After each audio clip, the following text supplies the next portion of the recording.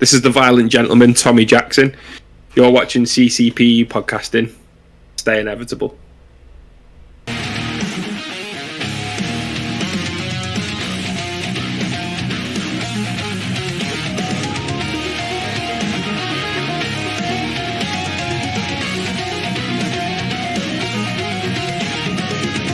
What is happening, friends of CCP Podcasting? Welcome back to Beyond the Bell. I am Chris Page. That is John Cable. It is another show. It is another week.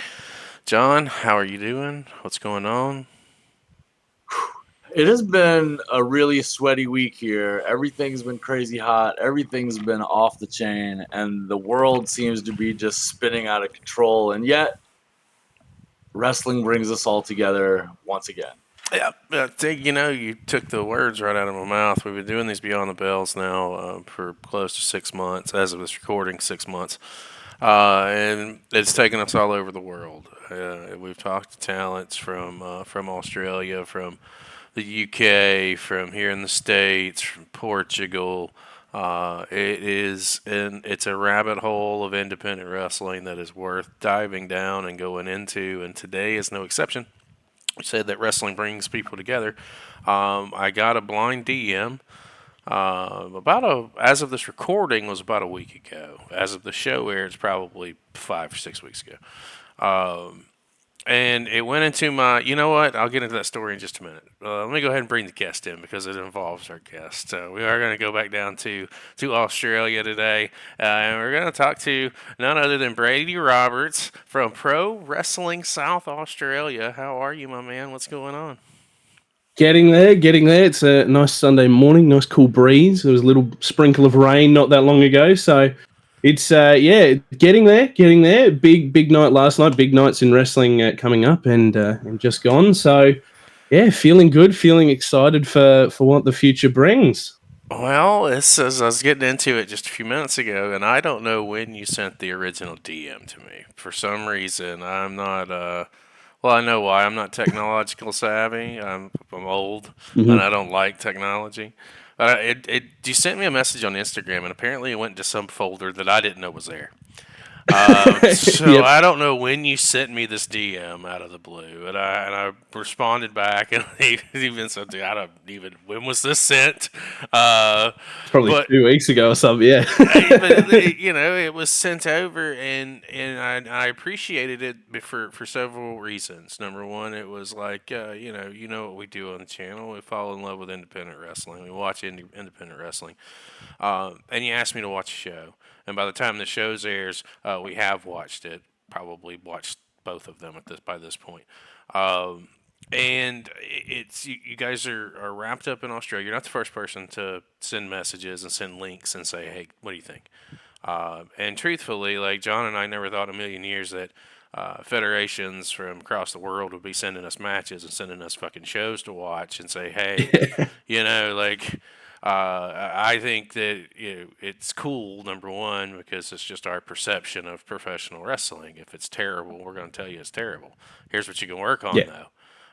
If it's good, and I mean, most of the stuff that we've seen from Australia, it's been pretty good on the independent scene. So I have no doubts to think that what you got going on in Pro Wrestling South Australia should be any different. John, welcome, Mr. Bradey Roberts. Thank you. Hello, sir. Hello, sir. Welcome to the show, and thank you for spending your time with us on this Sunday morning for you, Saturday night for us. It's we were talking before we got started that without you guys out there doing what you do, our show doesn't exist, our passion doesn't exist, and our hobby doesn't exist. So the thanks goes out to you and the people working in the industry like you. And a lot of times we have talent on the show, but talent is not the only thing, in ring that we've covered here. We've done announcers, and we've done referee, and we've done, producers, and we've done editors. And we every time we have somebody on the show that isn't an in-ring talent, I think we bring to light one more brick in the wall, sort of, that puts the industry together and shines the light behind the curtain, so to speak, for us to show the audiences out there that are watching at home what else goes into the product that they love watching at home. And having someone like you on the show is a boon for us because we get to look at an industry that we love from a very different perspective than what is it like to be in the ring and what does that training go for. With people like you, we get to look at what goes on in the office and what decisions are made on the cutting room floor and how do you make this angle look the way it looks, because that's what's important to us. It's the consumers that get to interact with you more than they realize. So it's a boon for us to have someone like you on the show. So we do appreciate your time, and we're glad that you're here today. More than a pleasure. Yeah, it's exactly what you said there. Wrestlers, we're all there to make the wrestling, the stories, the workers look good. And there's a lot of people involved to make that happen. So it is a different perspective, and pretty well, whatever you see come out of these companies, may that be, a Riot City or a Wrestle Rampage or an ACW, you've always got that one person producing all the content and what have you. So it's certainly one of those things where looking at it from a different perspective than what you might usually is, certainly an interesting one. So, yeah. So before we get into what's going on, why don't you tell our fans a little bit about where you're from, what you do, what your background is, and what it is that you fulfill in your company's role? So at one point I was an on-screen character. I was a manager for Johnny Raddick, who is a 25-something year veteran, who's since retired. Yeah, pretty well. He comes out to here's Johnny, from what's that movie? With the fucking axe in the door? The Shining. Yeah, The Shining. Oh, song, classic Jack Nicklaus role. Doing that. Yeah. I thought I was gonna drop the first F-bomb. I got beat to it. I'm an Aussie, man. So pretty well. I was a manager there. I started filming shows when I was very young. Like, I'm also very young. I'm like 19. So I started filming shows when I was like 13, 14, back in 2019, 18-ish. Before that, I was like making packages and maybe at ringside filming stuff. And since then, it sort of progressed onwards, filming and editing shows and trying to always make sure the product looks as good as it can. And that's pretty well my job is. I'm the social media manager. I'm the head video editor, the camera operator when needed, as well all the sound and lighting. That's pretty well all me for PWSA. So I fill a lot of roles. Of indie runs. Yeah, right. That's exactly it. So the roles that probably should be 3 or 4 different people, it's all one Bradey Roberts under that tree. So, but that's indie wrestling. That's how it works, isn't it? It's the best way to do it because then you get control of everything. Like, I want this light for this. I want this camera angle here. I get to control all of it, which is perfect, but sometimes very stressful. No, it can't be stressful. No, yeah, and exactly, like PWSA is pretty well where I've been the whole time. Like, I've done camera work for Riot City, ACW Rampage. I've done some sort of production work with all the major companies in SA. But yeah, pretty well PWSA. That's my main spot. So yeah. But before we get too deep, you are a second generation. Coming into South Australian wrestling, and this was a fun fact. John told you before we went on air, I didn't want to be presumptuous. So I sent you a DM, and I was like, I had to know before we got on the air. I was like, or before I made the call, I was like, are you in relation to Paul Roberts? And this response, yeah, that's actually my dad. And I was like, I knew it. I didn't want to just assume. But Mr. Roberts is someone that we've seen loads on our channel through Riot City and a couple of one-offs. Would do some spotlight shows on Redshaw and several other talents down there. And I would see him in like ACW, I think as a commissioner at one point. I haven't seen or was it PWSA? Yeah, he's never been ACW. Yeah, PWSA. Yeah, that's the one. Yeah, that's where it was at, where he was a commissioner. That I saw like a little brief segment or something. So your father's very prominent in the wrestling community down there. Is that how you initially got drug? I'm not gonna say drug into it, but how you got brought into it or bit by the wrestling bug was through watching your dad. So yeah, initially it was actually through my brother that I got into it. My dad's been a fanatic about wrestling since early 2000s here locally. But he's been watching it, you know, on TV or whatever. He's been scrounging for footage ever since he was a kid to watch wrestling, because we don't, especially back then, we didn't get anything down here. So maybe an hour on TV, maybe once a month or whatever. But yeah, pretty well not much wrestling down here. And then as it went on, local wrestling started popping up. He went to some shows in the 80s. But then wrestling basically died out here in SA in the 90s, and he started going to local shows. And from that, he was bringing my brother to early Riot City shows. So like back in 2009, 2010-ish, he was a fanatic for Riot City.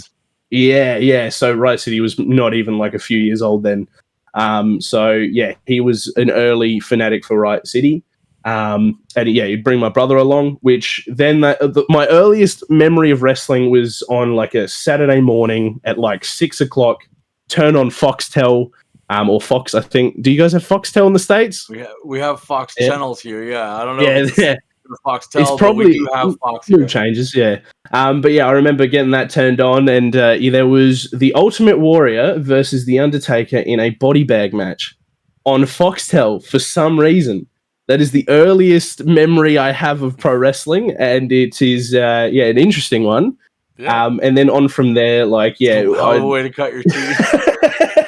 And then on from there, started going to shows. Like my dad got into the business through a guy called Joel Bateman, who is he's a deathmatch wrestler now. He does go over to the States and does like whatever Matt Tremont's company is. I think it's H2O or something along those lines. So yeah, he used to own a company called Pro Wrestling Ignition, PWI, which would go to all the country towns in South Australia. And I believe Bateman was at an RCW show one time and was like, "Hey, I need a website made. Can you make it for me?" And that's how my dad got in. He was then started filming shows, doing commentary, and then on from there, PWI went to close down. And he had to find somewhere else to get his fix for doing stuff in wrestling. And that's where he went to, at the time, it was known as Snake Pit Pro Wrestling, which is now known as Pro Wrestling South Australia. And then on from there, he was always taking my brother, and obviously you're the little brother, so you want to do whatever your older brother's doing. So I eventually got to talk my way into coming to some shows and stuff. And during all of this, he was taking over their television show, because we used to be on TV for Channel 44 or C31 here in Adelaide, and he would make their TV show. So that's where I've gotten my sort of first initial part into production and pro wrestling, is because my dad was always making a TV show. And yeah, from there, it basically over time, Snake Pit turned into PWSA. My brother's now a referee, so he does refereeing for shows. So it's one of those things. It's a family business. It's a family business. That's exactly it. And my dad's always been like the head ring announcer. He's been the general commissioner, whatever you want to call it. And yeah, he is. So on from there, it went to back in 2019. There wasn't anyone filming shows.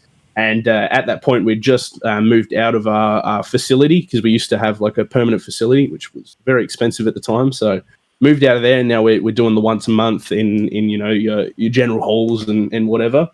And yeah, basically from there, it went on to I said, "Hey, is there any way that I might be able to start doing some stuff on shows?" At this point, I was told to fuck off because I was still like a very young kid. And I look nothing like I do now. So he was like, "Yeah, no." So it was after COVID when it was like, "Yeah, all right, we can start looking at some ideas." And the Booker Man loves family dramas. So I pitched an idea where I could come in as a bad guy, manager person, and basically try to take over as general commissioner or commissioner or whatever for PWSA. And then it went on from there, and I've actually wrestled my dad twice. So it is quite. It's one of those things. PWSA. What's the record on that? 1-1. So 1-1. No tiebreaker. We gotta have a rubber band. We've gotta have a rubber band.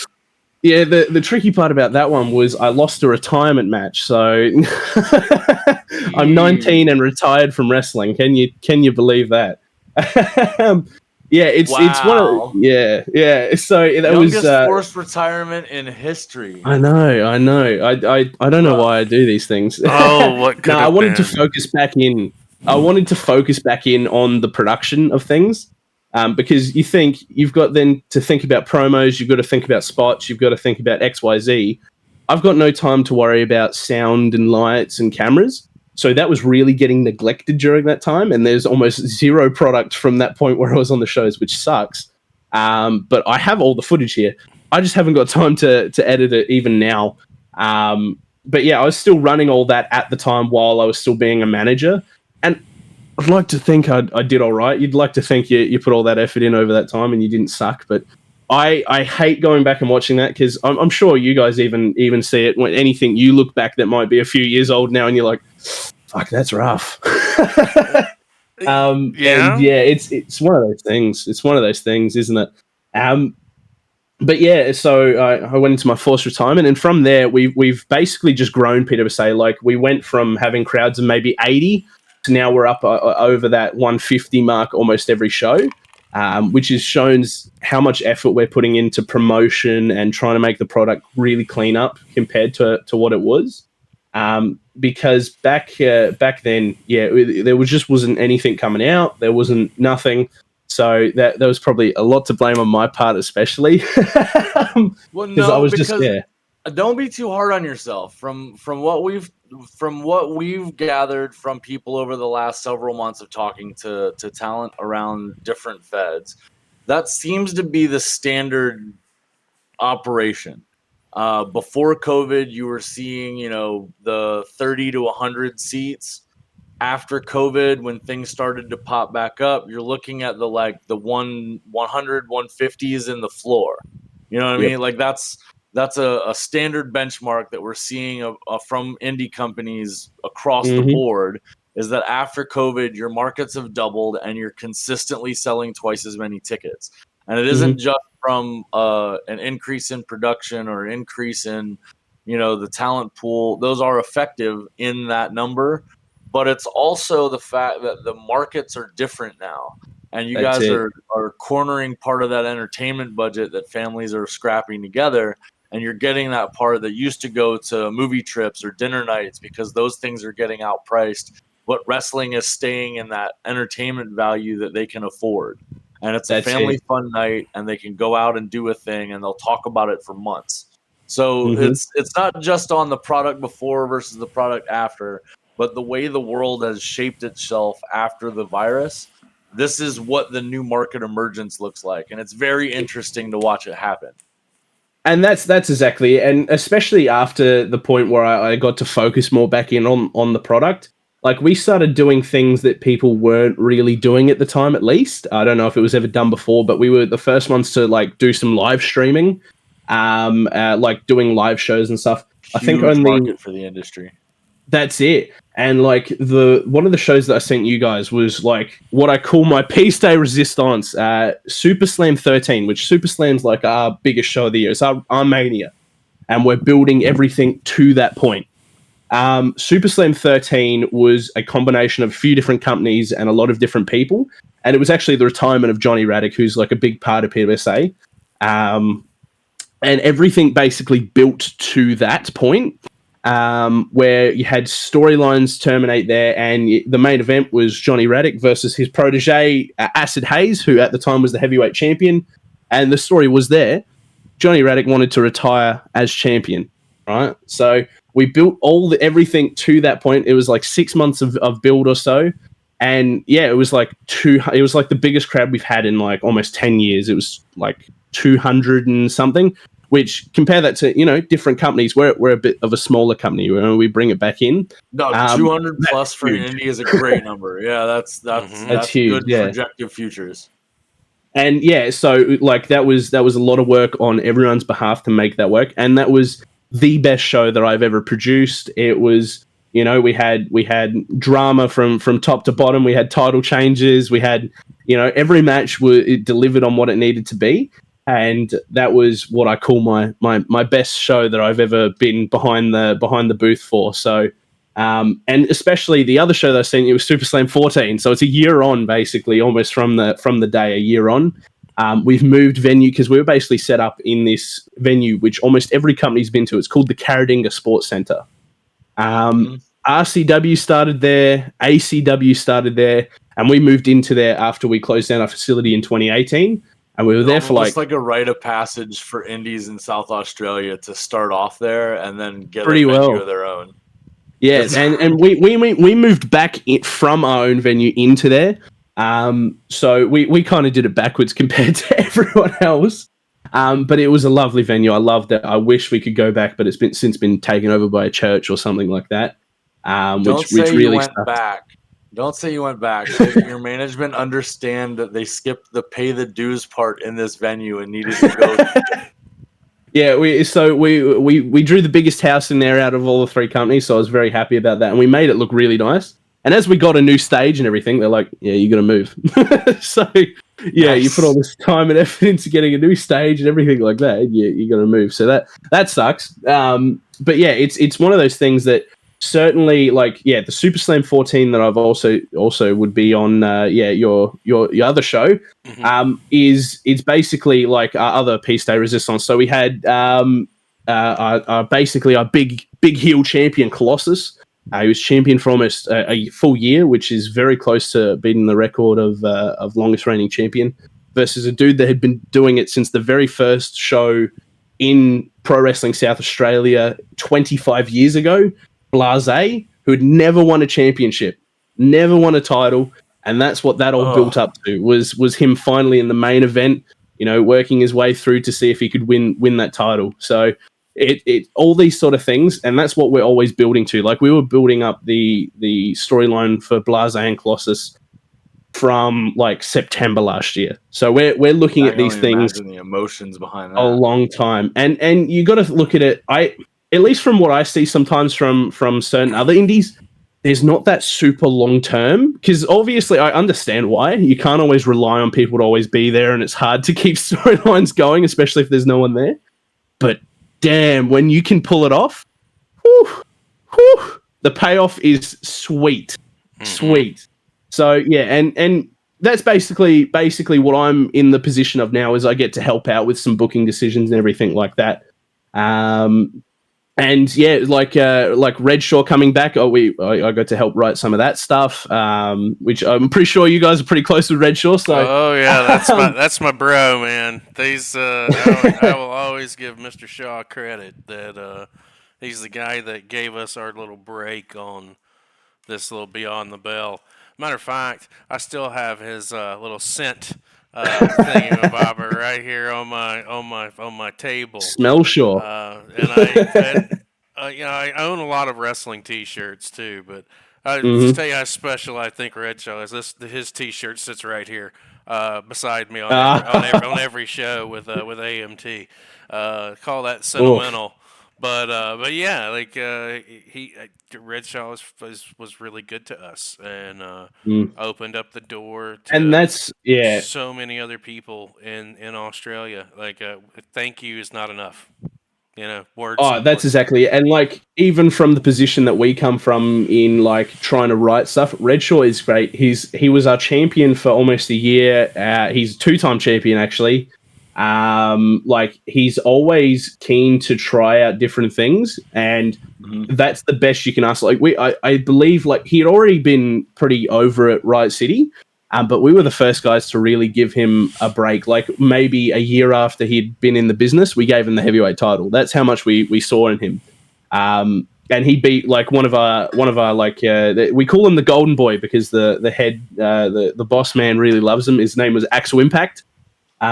So he beat him. And to become the heavyweight champion, and it was one of those moments where you look, that's a payoff right there. That's a dude that you can see that he's put the effort in, and now he's here. So, and he has the look. He has the promo when he turns it on. His promos are really good. He always has that intensity, and it's really, and it works perfectly for PWSA because we try to be different. We're not a work rate company. We don't really work rate's always great. But telling stories and being able to have characters is always more important, especially for modern day wrestling. You want to be an alternative to what other people see. So Riot City Wrestling, they've got great characters, they've got great story, but I think work rate's always prioritized there. Same with a Wrestle Rampage. They're based off of like the Japanese dojo system, so that's how they work over there. ACW, they're a bit of a combination of both. They do try their best to get those stories, and also they do have some work rate. But I think we do it better than any other. We prioritize storytelling over, doing flippy doos and Canadian destroyers in our matches. And that's what I've been working to try, especially after this would have come out, we would have already debuted like the new look and everything. We're trying to bring it back to like a bit of a territory sort of vibe, which we never got here in Australia. So I've been watching like lots of the old. Now. That's exactly it. So we're finally bringing that sort of style. We've been talking to so many people about this. The way that the indie market is working everywhere is an absolute resurgence of the old territory days. Mm-hmm. Here in the States, you look at the Georgia market, you look at the Texas market, you look at the Ohio Valley market, you look at Nashville, you look at all these places that are notoriously epicenters for massive wrestling territories, and they're doing it again. They're absolutely doing it all over again. And you guys are having that. You guys are having that surface in the Australian market the exact same way, and it's interesting to watch the whole thing build. That's exactly why we have to take advantage of this point in time where wrestling's hotter than it's really ever been. So we've got to take advantage of that for the amount that we get, because we only get so much from maybe other countries, especially locally. We have to try and build up as much as we can, and that's why we want to present ourselves in a different style to an ACW, a Rampage, or an RCW.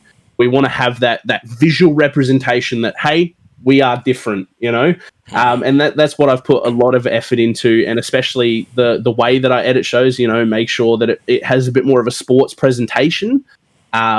Versus, maybe an indie wrestling presentation. I watch more sports stuff to give it that sort of a vibe.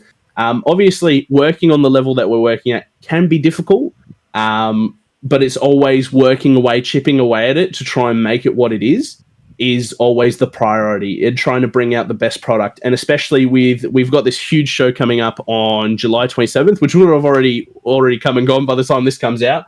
Which is celebrating 25 years since pro wrestling returned to South Australia, which is honouring those dudes, and that's why we're that. Riot City and all that, they don't really promote the history as much. They have the history of their company, but we're trying to celebrate everyone. The whole state of South Australian wrestling, as it's come from now, has come from one man called Cole Devani. And a couple other people that started up the original PWSA back in 1999, sorry, because there was some local wrestling in the 80s, but it died. It basically, it cacked out, and nobody could keep it afloat. And in 1999, there was a few dudes like Havoc, Jag, Hartley Jackson, and a few others. They were like, I believe they were backyard wrestling at the time, and Cole Devani came across them somehow. I'm probably getting the details wrong. I'll probably get told that I'm getting it wrong at some point. But and he started up a place called the Monster Factory.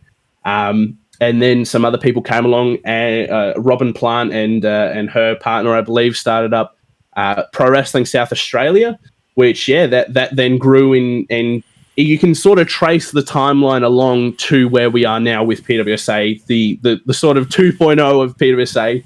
And where we are now, and that's what we're really trying to celebrate, is the history and everything, and trying to bring it back to that sort of point in time where we're there. And we've got all these legends coming in for this show. Like there's one dude called Wayne the Maniac Matty, who played Sergeant Slaughter on Young Rock, and he was in Pirates of the Caribbean or something. Who was a big wrestler here. He's coming back for that. Like we've got all these old dudes that are doing this Rumble. Like it would have already happened by now, but Luke Hazard, who was a ring announcer for Riot City, he's going to be in the Battle Royal. He used to be a wrestler back in the early 2000s as well, so he's dusting off the boots to join us. So it's a big thing, and that's what we're really prioritizing, is celebrating the history of South Australian wrestling. Well, with PWSA specifically, like I said, you're young. Mm-hmm. How did you? I guess your dad. Your dad Mm-hmm. was producing television, so you just kind of took it over from him at some point, or is he still helping you in this adventure that you're on now? Oh, he's cleansed his hands of that by now. When he was done with it. So, but He from found a protege and dusted it. He was like, "All right, I found somebody to hand that shit to. I can trust him to do it on his own. I'm out. I found freedom." It's sort of like that. Like I used to watch him, especially because he'd spend all of his time editing. So, did miss out on some opportunities to hang out with my dad when I was younger. So that kind of sucked. But that also like gave me that sort of inkling that I wanted to do it. And he tried to hand it off to multiple other people, and it just always sort of fell apart until 2019 when I sort of picked up from it. And I was already at that point working with a production company, like helping out film things, and they gave me a bunch of old equipment. I was like, sick. What do I do with this now? Oh, nobody's filming the wrestling, so time to play with toys. Yeah, let's figure that's it out. That's it. Like my first show sucks. I will not show it to. I think I actually may have accidentally uploaded it to the new PWSA YouTube because we had to get a new one. Our old one had like 10,000 subs and it got taken down. It was the worst. But yeah. So I think it's uploaded on the new channel, which I might private it after this. That now I remember it. But it is the worst show you will ever watch. I had no clue what I was doing. There's no pacing. I didn't know what to cut.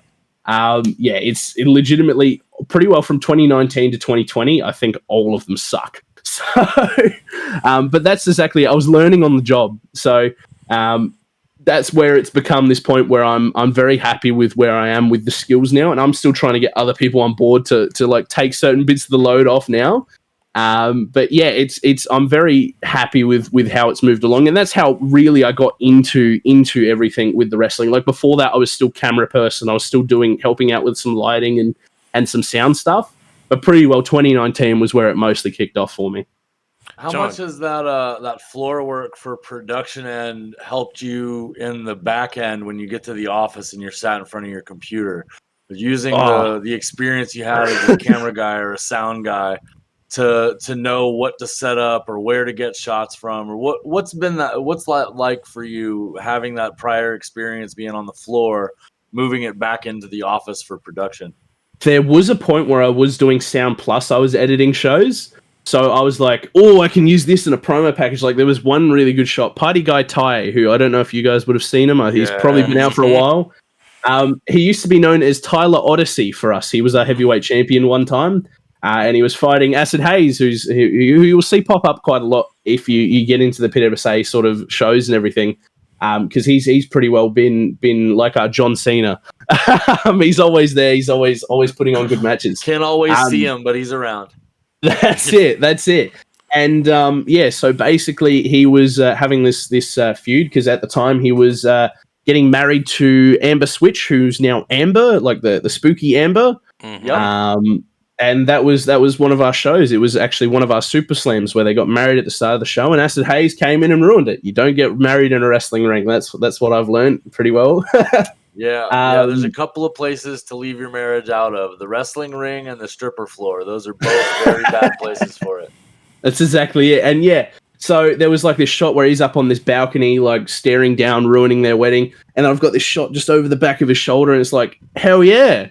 And then I never used it for a promo package, but it looks sick. But yeah, you especially when you're doing those sort of things, you're like, that's great. And bringing footage home. I think if the fans realized how many thousands of hours of footage have been shot of their favorite wrestlers and never utilized in a single thing, they would all die. 4 camera angles, and there's only one ever shown at one time. So you think just even about that, not even shows that maybe haven't been released or not edited yet. Yeah. So it's, certainly there's so much stuff like that. And it really did help, especially when going into creating and making shows better. It makes you think, do I really need this amount of cameras? Like at one point I was up to like 8 cameras, and it was like, the fuck? Like it was like, you wanted to cover your bases. gigs. I get it. Yeah, but then you think, how many hours you're sitting there going frame by frame, trying to like that angle. Like sometimes I could get shows out in a week. But at that point, it was like 3 weeks to just even do the initial edit. So it's like, yeah, no, we're not doing that again. So I learned my lesson there pretty well. And it's always been trial and error, and that's what it should be. Because if you're learning and getting it right the first time, are you really getting it right? So you want to make sure yeah. That's exactly it. If you haven't can't ever tried it another way, you don't know what way's right. Yeah, that's exactly it. And yeah, you don't know what you don't know. So yeah, and pretty well on from there. I've just been filming shows since then. Recently, I've been fairly on the ball with getting shows out. So trying to get a product flow, especially when you're the only guy doing it. It is a bit hard at times, but yeah, trying. No, What do you think your hardest lesson has been for you to learn? The one that really just stung more than anything else. Not just running 8 cameras shows, on a but in show. the career. Yeah, I mean, that would be besides one. running 8 cameras and forcing yourself to edit that much footage, because damn. But like, has there been a lesson that stood out to you that you've learned in your time in the ring that's just been like, oh, I'll never make that mistake again? I've probably got lessons for both doing in-ring stuff and production. I'll start with production. There was one time I was on commentary for a show, and we had just gotten this video screen, and so like the night before the show, because they'd only told me the night before that we had gotten the video screen, which I'd been begging for ages, because video screens make everything better. You can play videos, entrance packages, everything. So I'd been begging for it for ages. They finally got around to it. And so I made all the videos, and whenever I'm editing something, I usually have the audio turned down, which since I've made that error a few times, but I rendered out the video and I didn't double check. So I threw it into the production software to play it on the screen, and then they hit go, and I'm sitting at the commentary booth because it was like a gauntlet match or something. And the video's up on the screen and there's no audio. So it's just like, you're just staring at the ground like, oh no, I really forgot to turn the sound back on before I rendered it. And there's zero way of fixing it because nobody in the production booth would know. Nothing. Grab his old song, throw it in, we're good to go. No. They're just sitting there hoping that it will just eventually start working, which I know because there's just no audio on the video. Mm-hmm. And there's been other times fixed scenario. And there's been other times like trainees or staff members like running cameras that don't usually know how to run cameras. Sometimes you like, especially in that point when I was doing stuff on shows, it would be like, here's a camera, film. I'd forget to tell them like how to hit record. So there's somebody just standing there with a camera turned on, not recording, and things like that. Being thorough with those sort of things is what I've learned. But especially in the ring, like there was one time because I was managing John at the time, and it was Redshaw versus John in the main event of a show, and it was John's known for doing these like full show false count anywhere matches. So like open the show, we have like some spot in the middle of the show, finish the show. So we opened the show. It was for the heavyweight title. It was 2021, I believe, and John wasn't there for basically most of the day. So half of the match was me, manager guy that's never wrestled a match in his life. Like, I've watched plenty of wrestling, so you can put together a match, but you don't have the insight that a wrestler that has been fully trained does. You have nowhere near the amount of insight that does. So it was me and Redshaw putting together this false count anywhere match for John. And John he's been doing it 25 years, so he's showing up, he's like, what the fuck is this shit? And because Redshaw had only been doing it like 2.5 years, 3 years at that point, so he wasn't the most experienced. He had way more experience than me, way more qualified. But for no reason, we thought, oh, wouldn't it be cool if we did the what is it, the Doomsday chair or whatever, where you have the dude on it was like, I think it was the Road Warriors used to do it. Doomsday device. What was the Doomsday device? The Doomsday device. Why? For what reason? I had Redshaw on my shoulders for John to then set up a Doomsday device. I had no reason to put that move in apart from just putting myself over, like I'd pop the boys.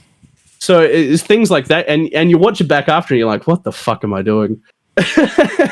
and like, there was I remember I got back because I hit my head or something during that, because I got back, I got yelled at by Downunder because a move that had put him down for the 3 count a few months before, I got up from. And I'm a manager. I'm meant to take the bump and then you're out for the rest of the protection. night. Yeah, that's rough. Exactly it. And I'm like, fuck, I can't. Yeah, that's my fault. I fucked up there. I think it was, that big kick that he does to the side of people's heads. Mm-hmm. Yeah, I got up after that after maybe like 20 seconds, and you're like, Yeah, no, fuck, you should have that was been out for like 35 minutes.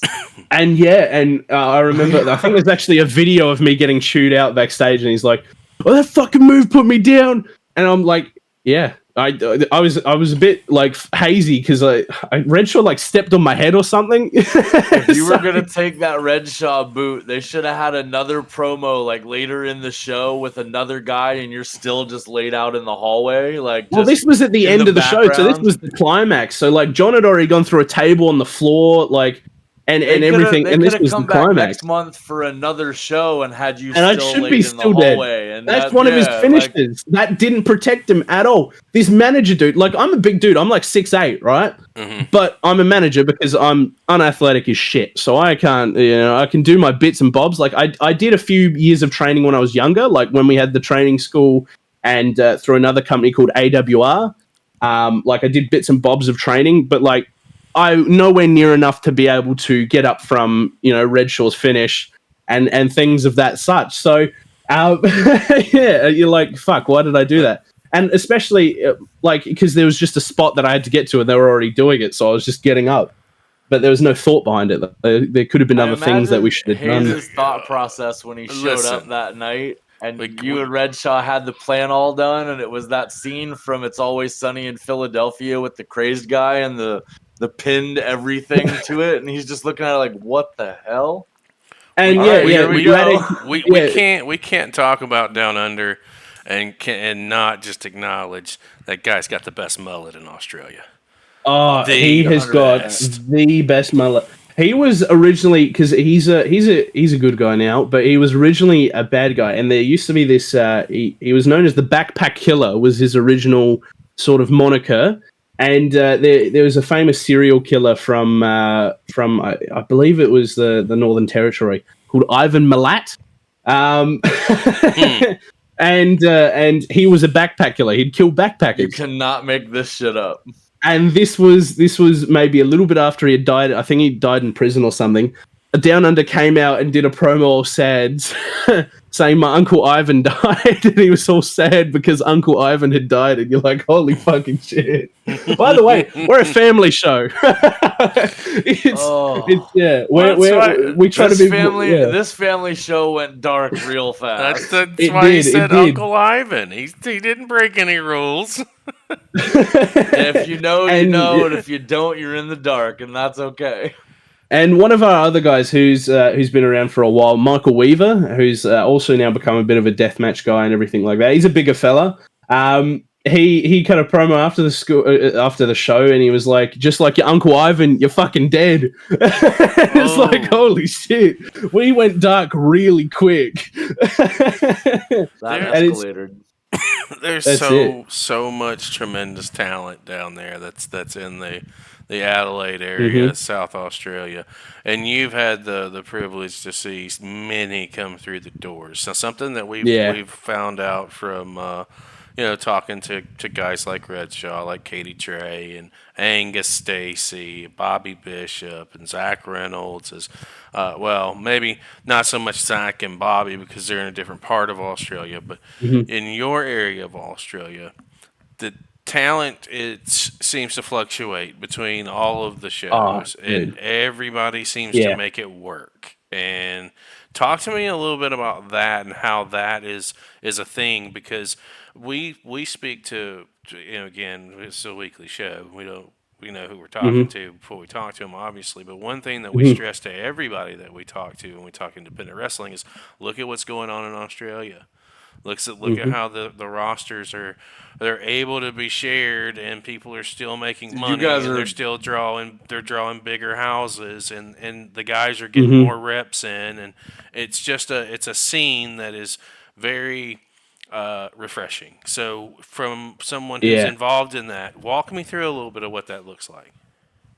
Well, so we hold you guys up to that standard. Like every time we talk to someone, we're like, "Hey, no, if you haven't seen what they're doing over here, you should go look, because this is what's working." So what is it there that's doing that for you guys? especially being on the end of receiving these guys, because we used to have a training school, we don't anymore. So we certainly rely on having an RCW or an ACW training up these guys and being able to use them. Like, especially it only started in about 2019, but every company used to be tribalism. So it would only be maybe one night a year when we'd do the Cole Devani tribute show, which is the guy that, brought everyone into wrestling pretty well. Only reason that we have wrestling in South Australia and also even Perth. It was basically we would celebrate them for the one night and then we'd all go back to our separate, sheds and run our shows. And it was only about 2019 when you started having Downunder and Matt Hayter. Matt Hayter started in Pro Wrestling South Australia when he was a young kid. So he was like 16 or something when we started, and it was before that Matt Hayter now. He was not chiseled. He was a bit pudgy and everything like that. So we were the first guys to give him a shot, and yeah, especially so Matt Hayter, he'd come across from RCW to come back, and you'd have these down unders, and everyone would come across, and it had started opening up 2019, and basically on from there, it's just progressed where Riot City have always the biggest influx of new talent, and especially like you've got the new guys like Kaitoa and everyone like that are ripping it up. We love using them because we've got our guys, and we basically haven't had a new crop of PWSA wrestlers since 2018 when we closed our training school. So you've got like Chase Magnums and Twisted Jays, Acid Haze, like all these guys that you'll eventually come to know as you watch the shows. They're PWSA guys. So they maybe go to an ACW every now and again and RCW every now and again, but pretty well you've got that crop of talent, and then we supplement it with all these RCW guys coming in. Like, yeah, it was only last year that we started using Kaitoa. It wasn't that long ago that we had Katie Trey as well, and everything like that. So we really, it spices up the cards because they've always got the new guys coming in, so we can swap them out, swap them in. It always sucks whenever we have a same date. That's the sucky part about having the four companies, is sometimes it's hard to not run on each other's dates, which it's getting worse slowly over time. It's harder to find, especially with venue availabilities and everything like that. Like, we try to book from October for the next year for our next dates. So we have at least the 3 months. We're usually the first ones giving out our dates. But it always sucks whenever there's an RCW show on, because that means either guys are driving halfway across town. Like last time, it was down under Kaitoa. They basically opened the show for us, and then they went and ended the show for RCW. So, but yeah, I love whenever we get those new guys in because it really freshens up the product. John. RCW does have an amazing academy. We've talked to several people about the programs that they run there and how it isn't just about the in-ring work. It's a full-scale package of things that they're doing. And they're not the only academy doing that. But I know that the Bossos have a large hand in making sure that the guys that go through their academy have got a lot of the groundwork, and not just the in-ring, but the camera work and the character building and they've got a lot of workshops that they do. And that is absolutely evident in not just their product, but the spread of that across the Southern Australia market. It elevates everyone having an RCW worker on your show. It does elevate everyone. Like, I'm very proud with what we produce with our workers. But whenever you have an RCW guy on your show, you're able to go, I don't have to really communicate certain things to them. Like working the hard cam, amazing. That's already built into them. Being able to be more open with moves, so then there's more camera work, being able to get in there with stuff. Awesome. They're great with that. Facial expressions, everything like that. You don't really have to work on with RCW workers versus maybe our guys that, aren't too used to working a hard cam and everything like that, which I'm trying to always talk them into being able to work more towards. But yeah, you always know that they are the best training school in the state, and one of the best in the country. So you always know when you've got an RCW worker on your show, you're pretty safe with their match. It's not going to be too stupid. But you always want to try and bring them back to your style of wrestling that at least we're putting on. So because it's a bit different there, they've got a bit more work rate focus and everything like that. So sometimes we're also teaching them different things because you've got one of the heads, Johnny Raddick, who's been doing it 25 the glory years. of being able to trade the roster around because then you're sharing that learning tree aspect of it for sure. Mm-hmm. And RCW, they've got teams of people to run everything, and then they come to a PWSA when it's maybe 5 people running ring crew, stage, fucking canteen, everything like that. It really does surprise them sometimes because then they're like, "What? Oh, okay." And yeah, everyone's always work rate.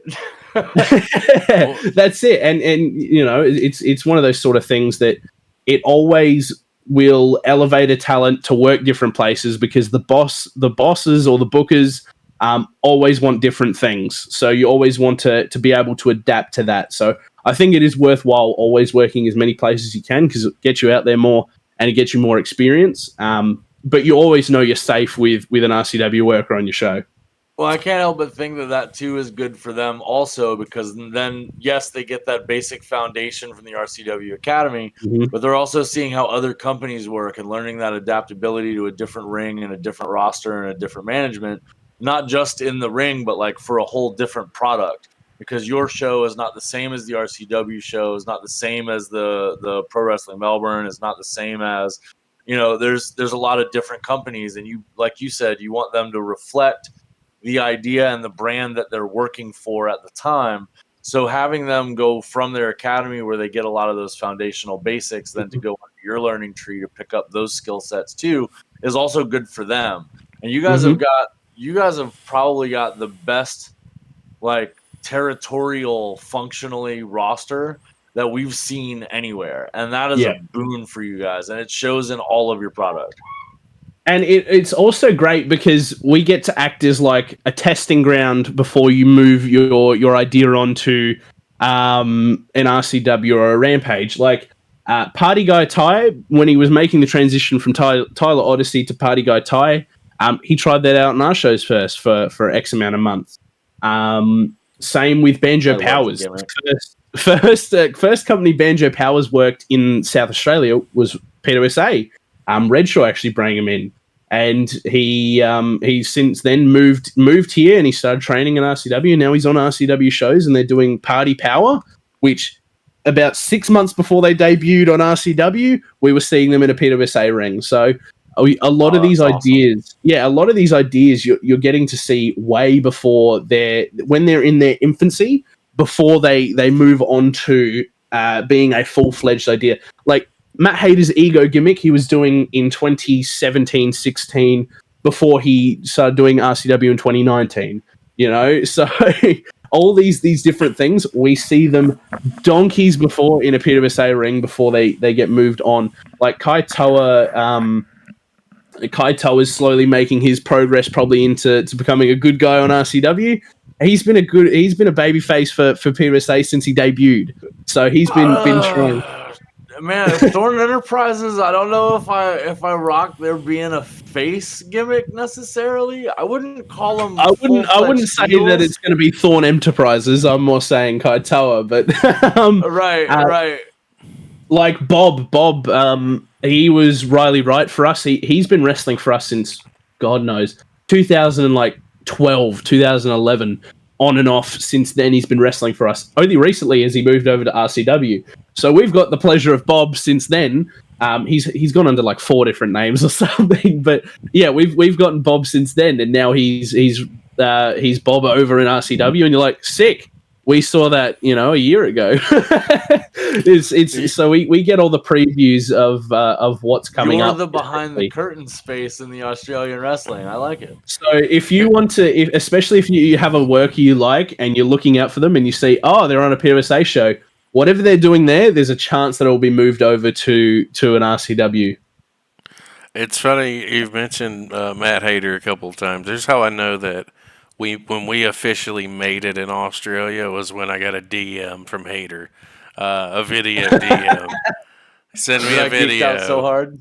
Sent me a video of him on the Stairmaster watching our show that we were talking about him on.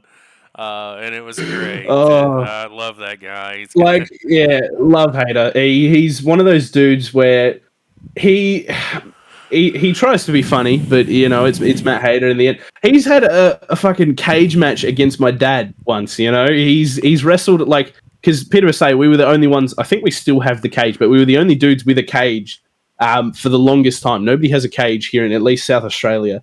They're expensive, and you gotta store them somewhere, man. Like they don't just sit in the corner. Yeah. Our cage is made out of an old school fence, so like a primary school or like an elementary school for you guys was getting their fence replaced. So we bought their part of their fence and turned it into a cage. The cage looks sick, by the way, but yeah, it's just sitting somewhere. I don't know where it is at the moment. It's in somebody's shed or a garage or a storage unit, somewhere just waiting to get yanked out and dusted off. That's the sucky part. All of our venues have such tiny doors now. It's not big enough to get the cage in, and it sucks. Like I would love us to rent maybe a bit of a bigger venue for one show. A warehouse with a roll-up door.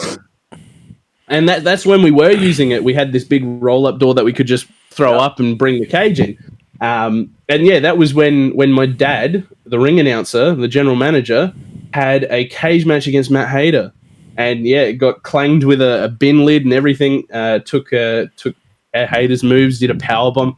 It was a wild night. But look, in your dad's defense, man, when you're in charge of a show, right? Mm-hmm. Sometimes it's your ass that has to go in the frying pan to make a thing work. And the build sometimes it's you. The build for that match actually started on my birthday. We did. Because I think we're the only ones that acknowledge the fans' birthdays and stuff. So I did a birthday in the ring, and I shoved a cake in Hayter's face, and he lost the championship. He was the 24/7 champion for us because we had that belt for a little while, which was an old smoking skull belt dressed up. Nice. And you work with what you got, so I shoved the cake in his face, and I think he actually won the title back after that or something. He'd lost it to a guy called Mr. Big, who's a midget wrestler or a small person wrestler. Mr. Big. Wait.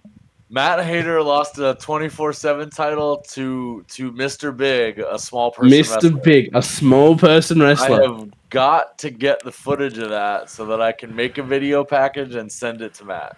I will dig that up for you. I'll personally I think it would be very, very fun. But yeah, so I shoved a cake in his face and everything like that. So, and that's where that cage match started and things like that. Just building storylines. Like at one point, we were doing weekly shows, which suck because it's oversaturation to a T. We're in the same building every week with the same. At that point, we were pulling crowds of maybe 20, 30 people. Like it was horrid. And it was just oversaturated. And the only reason we did it was because we had been renting this building that cost like $5,000 a month to be able to keep the lights on. So there was no. The only reason that we ever did it was because of that. So now you look at those sort of things and you're like, shit. But then you get all these cool stories from the weekly wrestling, like people doing just dumb shit on shows just to pop the boys and. Popping the boys should never be the priority. It should always be in-ring entertainment for the fans, but popping the boys is fun. So the opportunity to do both. When in Rome. Yeah. When in Rome, that's exactly it. So yeah, things like that. And it would always be because we'd have the same group of maybe like 20 workers. And so you're doing a weekly wrestling show with 20 guys and you're trying to do different combinations. And that's where things like my dad versus Matt Hayter in a cage match came from. Because you have to bring in these outside things to try and make it entertaining and spice it up. And things like that, because surprisingly, at points in time, my dad was more over than some of the workers. So, which should not be a thing. The ring announcer dude should not really be more over than the workers. Anytime a face is over with the fans, it's because a heel worked against them and it was done well.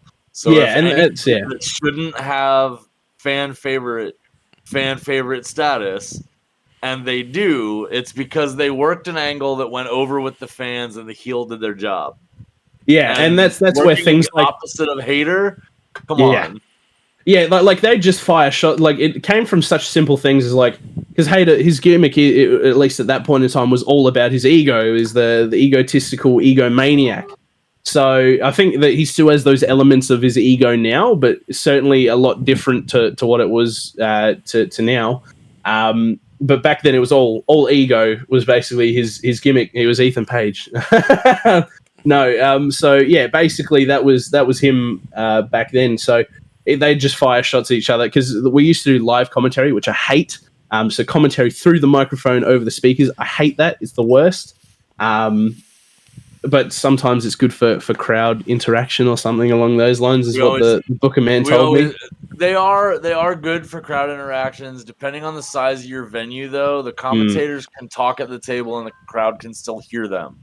If you record the sound to an audio that goes into the feed and not necessarily the house, sometimes that'll change it. But I agree with you. The loudspeaker microphoned audio in a small venue is not great for the recording aspect. It might be good for the show, for the live show. Or even looking at it from the perspective of the live show, you look at it from that perspective. Oh, he's got a chair, but the referee's just turned around for a second. Oh, he's got a chair. Oh, he's just smacked him with the chair. The referee should be able to hear that. He's not deaf.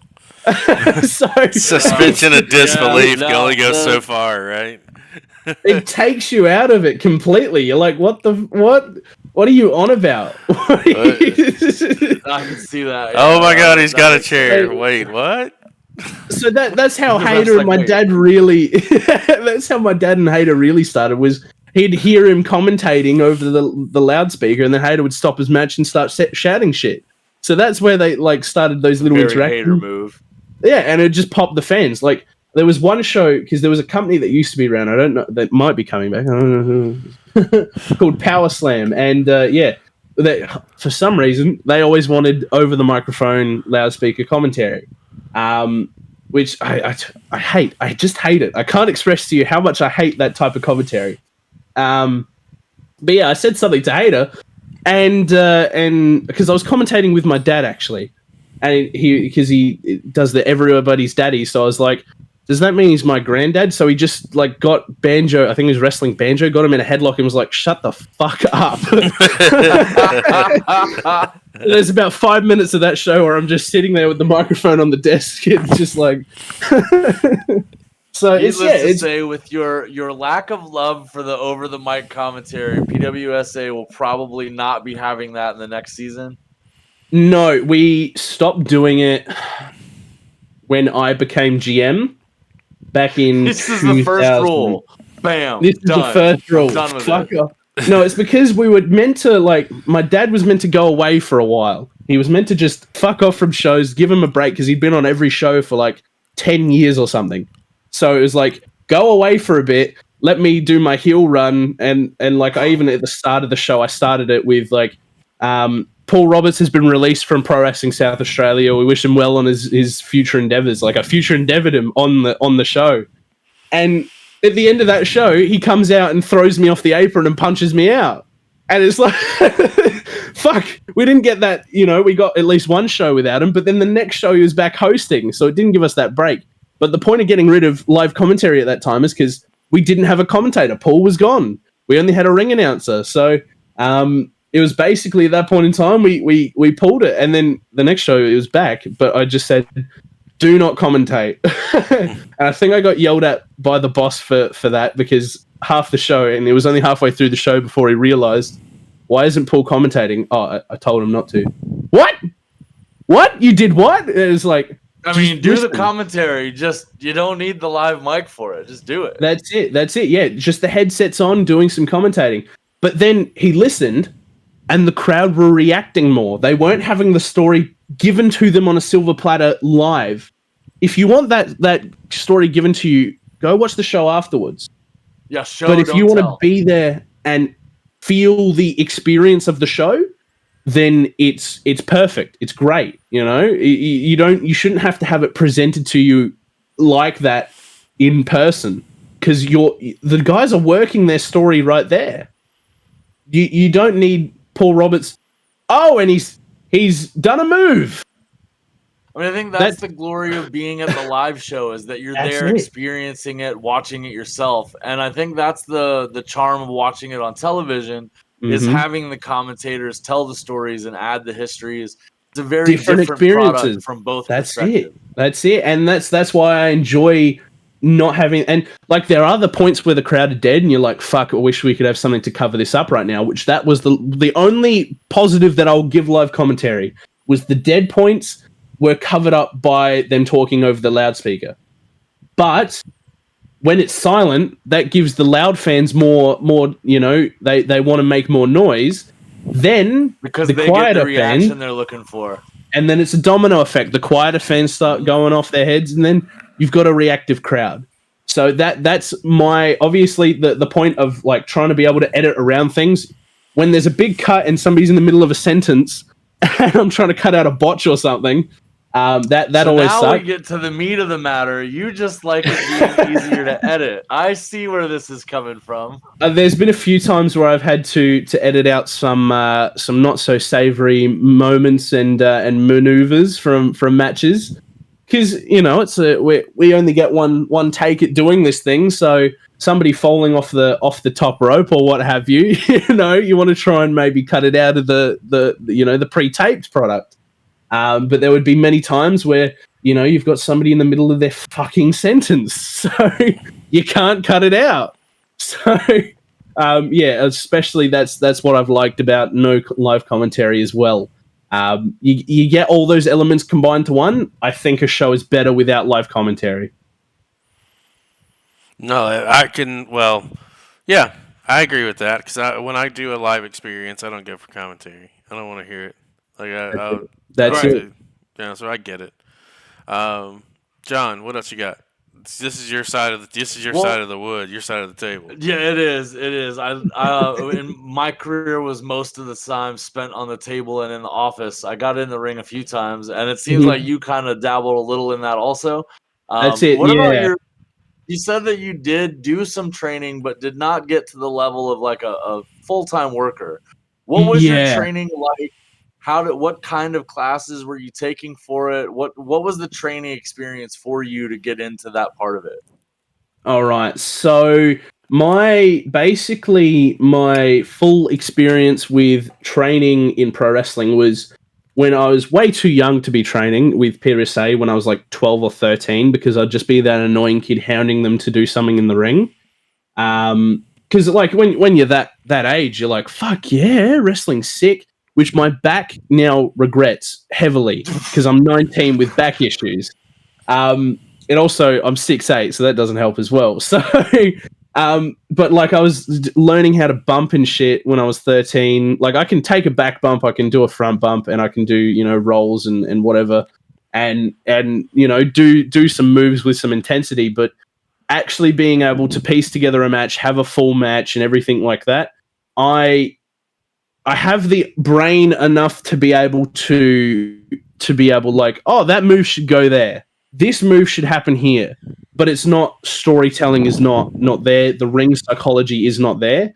I've got enough of it to be able to be like, that's why this needs to happen.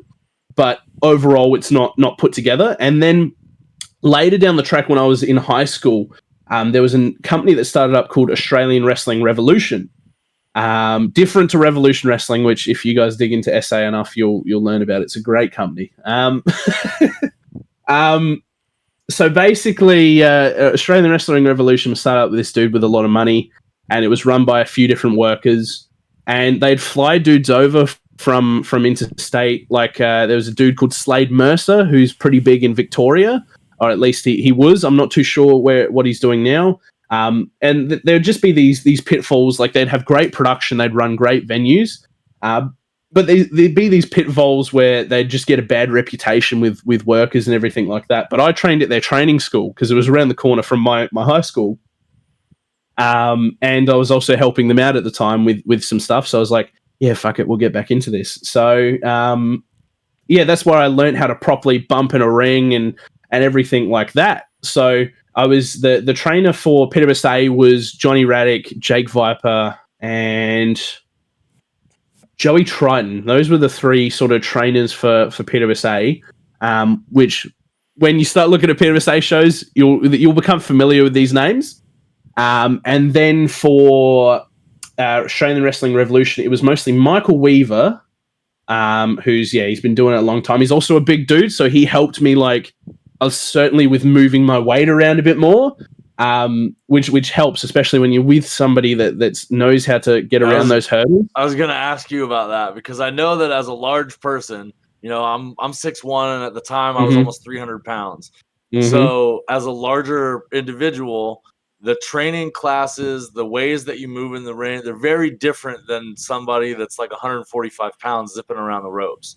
That's exactly it. And yeah, working with somebody that's been wrestling for 10 years with weight on their body it opened my eyes, because all the other dudes that train me are sort of smaller dudes, and they're not, big fucking horses, they it's hard to understand how to move 300 pounds around if you're not moving 300 pounds around. That's it. And Weaver was like, no, kid, this is what you got to do. This is what you got to do. And I was landing on my head for certain things, and I was like, oh, what the fuck? And then Weaver was really like, no, you got to do this. You got to do this. You have to tuck your chin more. You have to watch this turnover. You've got to push more with this leg. Yeah. And because sure which your back foot is doing. Yeah, lots of stuff. Being able to have that more solid base, and he's like flip bumps. He was teaching me how to do a flip bump, which somebody that's my size shouldn't be able to do a flip bump. But I in the end, I was able to do a few before I stopped. And it was at COVID that AWR closed up. So 2020, it was around the time that I stopped training there, and there was breaks in there between because I broke my wrist and stuff like that. So didn't happen in the ring, which I'm sure everyone was excited about. I didn't break my wrist doing wrestling, but so insurance companies all took a big sigh of relief for that. They're like, oh, good. Oh, we have the death waivers. If you're hurt or killed in our ring, it's not our fault. Yeah, we had those too. Yeah, so it's certainly one of those sort of things where it's being able to have somebody that is your size. If somebody somebody, let's say Kaitoa is 20 years down the road and he's now a veteran and now he's training people. He can't come to somebody that's my size and be like, oh, this is how you do this. To him, that's effortless. That's nothing. Him doing a fucking triple backflip into a, flip and another flip. To him, that's effortless, right? To me, that's wild. That will never happen. So somebody that has the same mindset as you but wants the same result is the best way to go about it. And I can't thank Michael Weaver enough for being able to give me that confidence with doing those sort of things. And that's where I did stop training, but I knew how to do these things. So when it came time to do, there was 2 matches that I had in the end. So one of them was a 5-on-5 Survivor Series type match against my dad, and 4 other workers, and then 4 other workers on my team. And it was I did one thing at the start, and then it was basically the last 4 minutes of the match. It was just me versus my dad, which my dad's had even less training than me. So that was an interesting one, but he just kicked my ass all around the ring. And then we had the heel shenanigans where up at Thanksgiving and Christmas, you get a little uppity, and he's like, "Do we need to go to a cage again, son? Because I bet." I wish it did, but my family aren't into wrestling. It's only me, my brother, and now my sister, because I've gotten her into it through the production stuff. Which she's wanting to start training soon, which is scary. The family legacy continues. Yeah, she might have a better run and actually do some more in ring stuff. But yeah, Emma, and which the book is for PWSA. Delta spot right there. She has the same hair color as Delta, which I keep bullying her about. So there you go. But yeah, the book is a PWSA are rubbing their hands together. They're like, oh, family drama, because family drama equals money in the end. Because it's for real. Tied. Think about how many people at home are watching the product, or out in the fans watching the product, and they've got this uncle that's just annoying as shit, and they'd love to just backflip him into a cage match and throw him face first into the grating. People had been seeing me for years before, so they knew I was my dad's kid. So they were like, "Oh yeah, this is for real." And then how it all came about was my brother was given the 24/7 belt by my dad because he was the commissioner. So he's like, "Oh, we're not doing anything with this belt. Here you go." But my brother was a referee, so it made no sense for him to get the belt. So I came out and probably a little bit too hard, stiffed him with an elbow. Like he still has a go at me about that elbow. It was not a worked elbow to the side of the head, and I pinned him. And I won the 24/7 title, so I'm a one-time rightfully. PWSA If you're carrying a champion. 24/7 title and somebody goes for a pin, man, there's better be a ref there because it's getting counted. That's how it all kicked off. Was then it was my dad was like, "What the fuck? You beat up your own brother? That's fucked up." And then I was cutting promos on him like, "You're a fucking deadbeat." So we were doing the Rey Mysterio versus Dominic thing years before they were doing it, but it was like, yeah, you're a deadbeat, you know, you didn't love me and everything like that. And because we're really related, that pulls on people's heartstrings. They're like I was out in public with him one time, and there was a fan that spotted us. They were like, it shattered their brain that we were together. Poor kayfabe. I can't not hang out with my dad. He's my dad. That's a shoot. So I can't just completely cut him out. See, maybe if he was like a friend or an actor we hired, we'd be safe. But like for real, I have to go to family events and out in public with this man. So, but yeah, and then it all built. Basically, I was with Johnny Raddick. I was managing him. He was beating up all the Redshaw dudes and, my dad's dudes. So there was like Redshaw and Ace Wilson and all these other dudes. And then over time, it built up to this point where there's enough players in this game that we can get a 5-on-5 match going.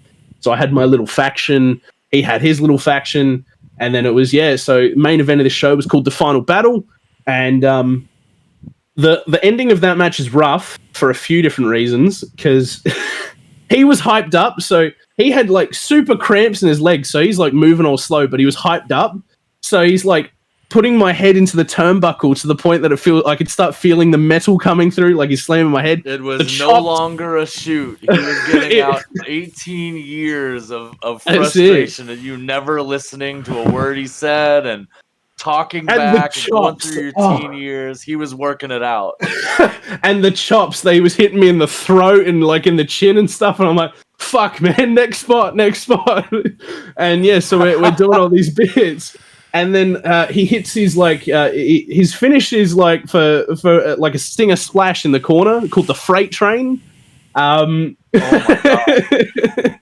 So he hit me with his finish and he threw me down and then my brother, no, not my brother, the referee got pulled out and hit in the head, or something along those lines. No, it was my brother. He was the referee for the match. So there even more family drama built on top of that. He got pulled out and hit in the head. And by one of my guys, Twisted J, which I'm telling you, look out for him on shows. Twisted J he's one of the best workers. He's a hard worker too. But yeah, so pulled him out of the ring, hit the ref, and then he threw me his title belt because he was the heavyweight champion. Because the show before we screwed Redshaw out of the heavyweight title. He cashed in his championship opportunity and everything like that. So he throws me this belt. And because of the shitty chops, I clocked back with the belt as hard as I could, and I decked him with that title belt as hard as I could, and I hear the distinct clang of a head hitting metal. Like, there's a way you're meant to hit somebody with the title belt. That was all out the window. It was all out the window for that. That was me. Boom! And it looked like shit. It looked like I hardly hit him. But I clanged the shit out of him because I was pinning him, and he went, "For fuck's sake, kid." Receipts. And then it's receipts, man. So yeah, he picked up my guy picked up the referee, threw him back in, and my brother counted the 3, and I was the commissioner of PWSA. And the rule for that match was if I had lost, that would be me gone from pro wrestling. So every match I've had has been some sort of a retirement match. So fucking hell, good booking decisions. Is just trying to put you out of it from the get go. Yeah, from the get go, man. That's what I'm talking about. This shit's rigged. And then from the year after, he was wanting his spot back. So we did these things. So then it became a 2-on-2 match. He'd set it up like he'd hidden in the contract for a title match somewhere where if my guy had lost, it would become a 2-on-2 match for the presidency and the title. So Acid Hayes was the babyface champion with my dad versus Twisted J and me, who is the commissioner. And that was winner take all match. So it was a street fight, so then we could cover up, me and Dad being less trained, so we could just clang each other with shit. I love how in the indie circuit, when you have less training, they add more weapons. Well, you think about it like this: it's easier to hit somebody with a fucking metal tray than a twisting, fucking neck breaker. It is. It's an easier bump to take too. If you're sadistic enough to just get hit in the head with shit, it's a lot easier to do than actually wrestling. And the only regret I have about that was I wasn't a few months older, so I wasn't allowed to gig. That was my only bucket list thing, was I could, get some color, but because it's the weird thing about wrestlers, they want to get color. I'd never got the chance. There's always the hard way. It's always the hard way. Yeah, I wish. But yeah, so it built up. So we built up to this big 2-on-2 match, and it was a pretty decent sold out house. It was like 160 or something, so it was like a bigger than usual house.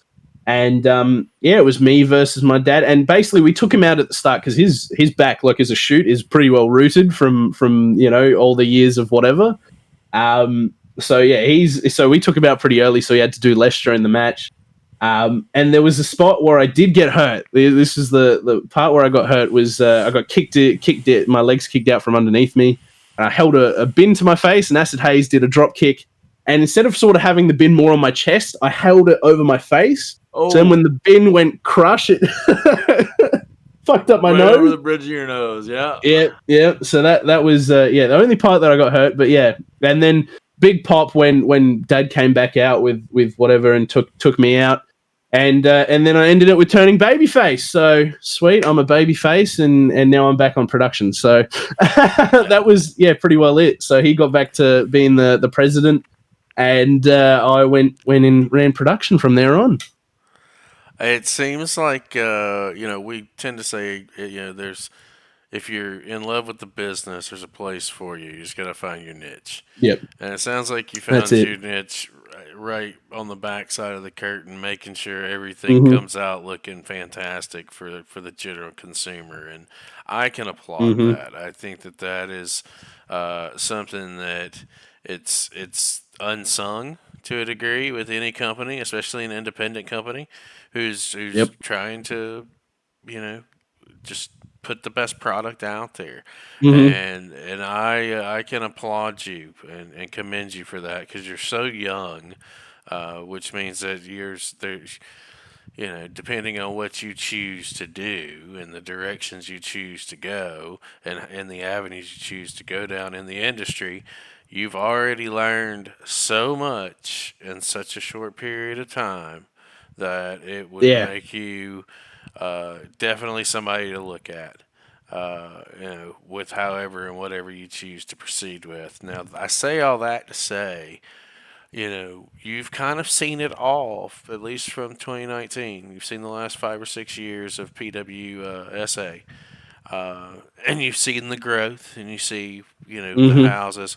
What do you see in the next 5 years for PWSA? What's like if you had to if you had to manifest it, what do you see happening for the company? There are already plans in place for a big uptick in production costs. Like, a lot of it is I fund a lot of the production, so I own a lot of the equipment. Like, we've just dropped a few thousand, some new lights and everything like that, which we debuted at Superslam. So Superslam was a really nice looking show, but before that, we didn't have a lighting rig, so we were running house lights. So things like that over time, putting a lot of effort and even personal funds. I'm still happy to put personal funds into wrestling. It is one of those things where I'm not going to make anything back from it, but I love professional wrestling to that point that I'm happy to do that.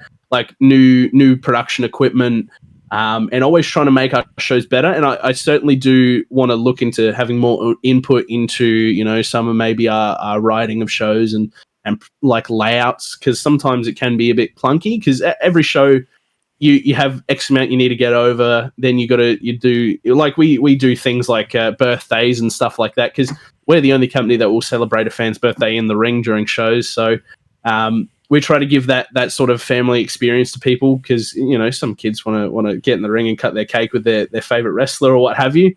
So in the next 5 years, I want to see progression of being able to streamline those sort of things. Just being able to grow. Growth is always the next step in what you want.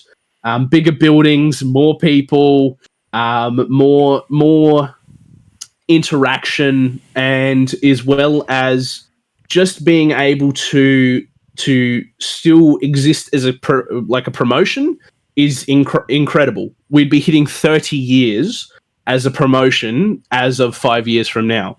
So we can really hang our hat on that at least. And I think as of now, we're hitting the stride where we're looking the best and we are putting on the best products that we can. So I can only think that where we could be from 5 years from now, seeing the past 5 years. So it will be a wild ride, but I am very keen to see how much bigger we can make this.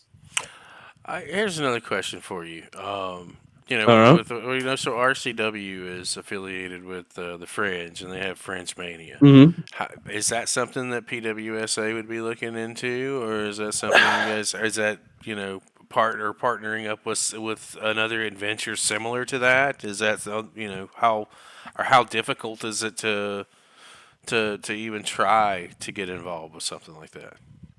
The Fringe, I believe, wouldn't want more wrestling, because they give, I think it's up to 4 shows now to RCW. Mm-hmm. So I don't think the Fringe want more wrestling, which is because that's an arts and performance sort of festival. It's the biggest sort of arts and performance festival, I believe, in the Southern Hemisphere. And it's far bigger than just wrestling too. It's so many things involved. They focus in on like acting and like stage shows. Wrestling took a long time because I know there were people that were trying to get into the Fringe before that got turned down. I believe Rampage gave it a shot, and some other promotions that have come and gone since have given a shot to run the Fringe. I could be wrong on that, but I believe RCW. There were several companies before RCW actually got the invite from them to be a participant. Yeah, so I think RCW applied, and then Fringe had to come watch one of their shows or something and see if it fits, which RCW have, and they are so efficient, because I've been there on Fringe days. I was there for like Grim when he returned from cancer treatment. I was there for a few different Fringe shows, and I was there for Super Clash this year. Mm-hmm. And I'm there from when they get into the building to the time they leave. It is 30 minutes to get that ring up, and people are working their matches. That is Daisy talked about that when we talked about him. The turnaround for the setup and teardown is one of the most nightmarish things about the Fringe shows. Yeah, you've got the dudes putting up the ring. You've got Angus getting all the cameras in place, and then you've got maybe my dad fucking walking around getting commentary set up or whatever. And you're like, holy shit, because you're just standing in the middle of all this chaos, and there's dudes coming in from one side. It's a pop-up TV show. Yeah, that's it. And it's a pop-up TV show. It's crazy. Never seen a ring go up that fast in my life. Our ring could certainly never go up that fast. We've got a spring, like an old school like ring with the spring in the middle. So they've at least got a nicer, newer ring that can throw together in at least that amount of time when you got enough people. But yeah, our ring's like 20 years old or something, so it's a bit worn out. It won't go up that quickly. We could never do Fringe, especially because of certain things like that. Because a new ring, especially in the States, it's maybe what, $6,000 to $7,000 to get a ring shipped. Is it? I believe it's about that much, roughly. It's on the lower end, yeah. To get it over here, it's almost 20. So. It's like because you got to think you got to get it on a fucking boat to get here. You're not allowed to ship wood, so you got to get the wood cut here. And I think it's maybe even padding you're not allowed to get shipped, so you have to get padding here. So to even get a new ring it's just a pain in the ass and a fucking headache to get a brand new ring put over here. That's it. You're building it, which is still another $10,000 to an engineer to be able to put it together.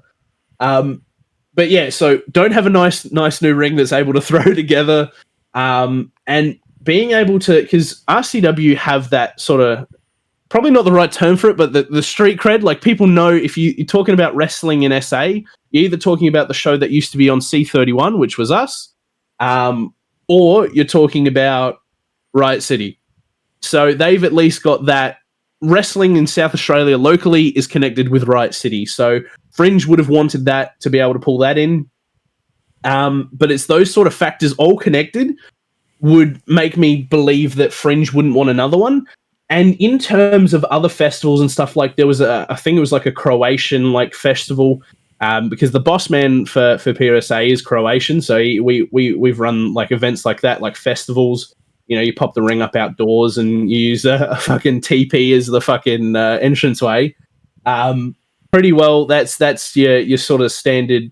But something as big as Fringe, there's nothing that big in Adelaide, at least. Like, it goes for a month, you know? So there's nothing that big yeah.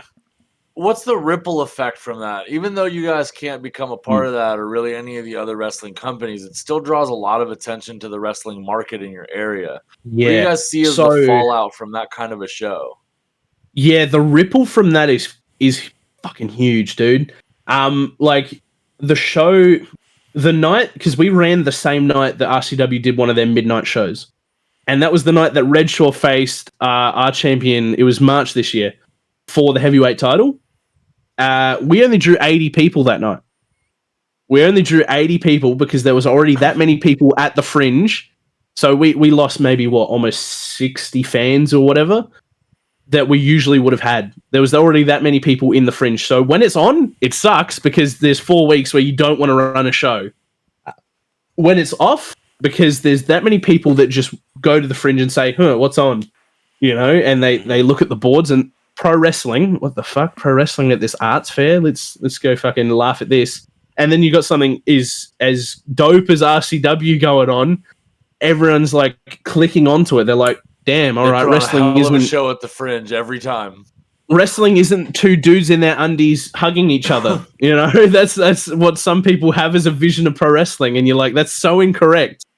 And then you get that flood of extra people after the Fringe just being like, wrestling, give me all the wrestling in my area now. So yeah, you get an extra, 5 or 10 fans, but that's still 5 or 10 fans that you didn't have before 5 or 10 coming fans to your that show, and then they're gonna bring two more of their friends to the next one, and then those guys are gonna bring a friend the next time. That's how you build an audience. I was wondering if that was the case, because it does seem like when we talk to people about the Fringe that are over there and have participated, that's kind of the flow of it. You know, it does. That's pick the up perspective that maybe from somebody. Yeah, that's the perspective of somebody that's. We're not competing against the Fringe because, but being able to coincide with the Fringe is, that's the perspective from at least our level of how it goes with the Fringe. So it is certainly one of those things where you dread when it's on because you lose a lot of your fans, because especially those midnight shows, they fucking kill you, man. Because you got to be over there. Yeah. You get extra training classes and you get extra time to do in-ring work and set up extra production, and there's lots of stuff to do in that downtime. Trials, and like we were trialing a different stage setup for that show because less fans means we can do different things and stuff like that. So it is a big help at the same time, but a big crowd is always you want a big crowd. Who doesn't want a big crowd? So budget says yes. Yeah, that's it. So. Yeah, competing against the Fringe is one of those things, but also the Fringe does bring that big influx after. So very, very happy and very keen for next year because I always try to go to at least one Fringe show. Well, listen, this has been a fantastic conversation. I really appreciate you stopping by and giving us so much time, and I know that we've just scratched the surface, and definitely want to try and get you back on down the line so we can catch back up if that's something that you're interested in. And I know John would love to have you back as well. I have another million questions. Easy done. Yeah, anytime, boys, anytime. This is a good conversation to wet the whistle with for sure. Listen, what do you want to say to our fans and the people watching the show before we get ready to tie a bow? Well, all I can say is check out Pro Wrestling South Australia. Either that be PWSA_wrestling on Instagram, or go onto your Facebook page, which I know the other people that's one of our more primary spots is Pro Wrestling South Australia. Type that one in. Check out some of our stuff. We're coming back to YouTube. May that be if we get terminated again because we're not meant to have a channel at the moment. So we're giving that one a shot again. That's where all of our shows will be going from now onwards. PWSA Wrestling on YouTube. If you want to check out my personal stuff, Bradey Roberts _official on Instagram. As well, we've got some big shows coming up. July, which would have already gone by the time this is up. 25th anniversary of pro wrestling in South Australia, as well as some point in August. I believe it's late August. You have Hardcore Mania 11, which means most matches on that card are going to be some sort of stipulation, because you've got to have a stipulation. So, apart from that one, that's pretty well all I've got to plug there. And John, John, hardcore if it doesn't have a stipulation. That's it. It's like Hardcore Justice or whatever TNA used to do with Impact Wrestling. Yeah. That's sort of similar vibes. This has been great. John, what do you want to say? Go ahead and take us home. Let's get out of here. Oh, guys and gals, you guys go down below and click those links if you guys know how this works. And I know that you do. You've seen plenty of these shows. These guys out here doing indie stuff is exactly how our channel gets off the ground and how we present the things that you love and the things that we're passionate about. If it weren't for them, we wouldn't have things to show you. We wouldn't be enjoying this hobby and this sport with you or sharing our passions. So go support the PWSA. You know, you may not be able to buy a t-shirt or buy a ticket or be in the area to go to a venue, but maybe one of your friends they take a vacation or they live over there. The world is a wide open place, and wrestling brings people together like nothing else does. If you guys can support the PWSA, share it to your friends, a click and a like on those subscribe buttons, those savage elbows on the ding bells. You send them out to your friends. That is exactly how they find out about them, and maybe they can help support too. This is how we proliferate independent wrestling, and you guys have the power to make something out of nothing. We can mountain this molehill and get it to where it's going to be so that we can progressively add to the longevity of this entire industry as we go forward. And I, for one, am happy to see it happen. You guys know where the buttons are down below. You guys know how to do the thing. We love each and every one of your faces, guys. This has been a pleasure to have you on our show, sir.